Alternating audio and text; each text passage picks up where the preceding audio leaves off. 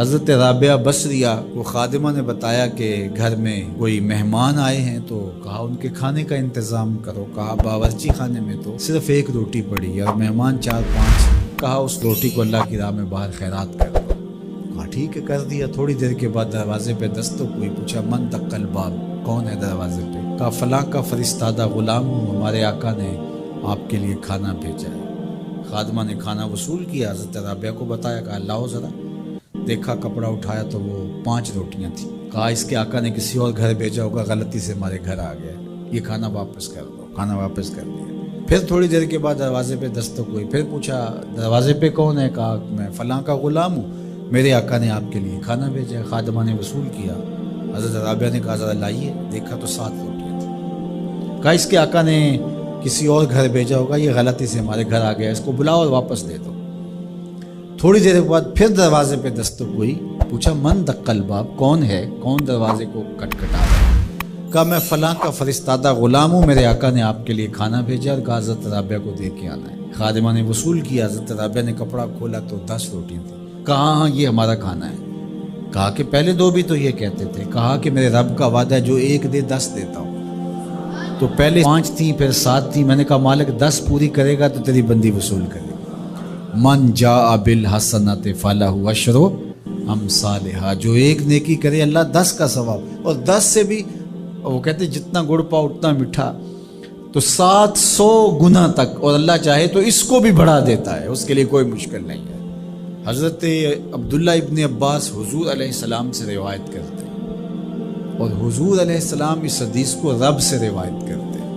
حدیث قدسی ہے، ان اللہ کتب الحسنات والسیئات، بے شک اللہ تعالیٰ نے نیکیاں بھی لکھی ہوئی ہیں اور اللہ تعالیٰ نے گناہ بھی لکھے۔ فمن ہم بحسنۃ فلم یعملها کتبہ اللہ تبارک و تعالی عندہ حسنۃ کاملہ، جس نے نیکی کی نیت کی، اچھا ارادہ کیا، پختہ عزم کیا، فلم یعملها، لیکن کسی وجہ سے وہ نیکی کر نہیں سکا، سبب ایسا نہ پیدا ہوا، لیکن پکا ارادہ تھا میں یہ کرنی ہے، وہ کر نہیں سکا، کتبہ اللہ تبارک و تعالی عندہ حسنۃ کاملہ، اللہ اس کی نیکی کو پوری نیکی، کامل نیکی درج فرما لیتا ہے، اس کے نامہ اعمال کے اندر لکھ دی جاتی ہے نیکی۔ وَإِنْ هَمَّ بِهَا فَعَمِلَهَا كَتَبَهَا اللَّهُ عَشْرَ حَسَنَاتٍ إِلَىٰ 700 ضِعْفٍ إِلَىٰ أَضْعَافٍ كَثِيرَةٍ، اور اگر اس نے پختہ ارادہ کیا اور پھر اس نے نیکی کی بھی، تو اللہ تعالیٰ اس کی ایک نیکی کرنے کے بدلے میں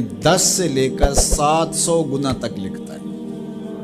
کی ایک ہے لیکن اللہ نے 10 لکھی، یا 10 سے بھی 700 گنا تک، جتنی اس کی رضا تھی اس کے مطابق یہ لکھ لیا۔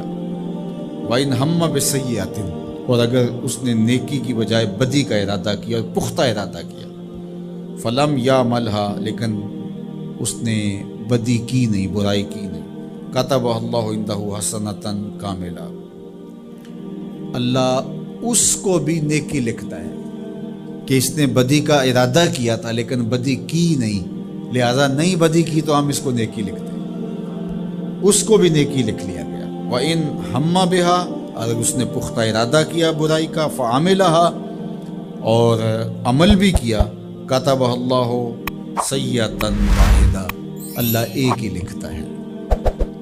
اگر نیکی کا ارادہ کیا، نیکی نہیں کی تو ایک نیکی لکھی گئی، اور اگر وہ نیکی کر لی تو 10 سے لے کر 700 تک اللہ اس کی نیکیاں لکھتا ہے، اور اگر برائی کا ارادہ کیا لیکن کی نہیں تو اللہ اس کے بدلے میں ایک نیکی لکھتا ہے کہ اس نے گناہ چھوڑا ہے، گناہ چھوڑنے کا بھی ثواب۔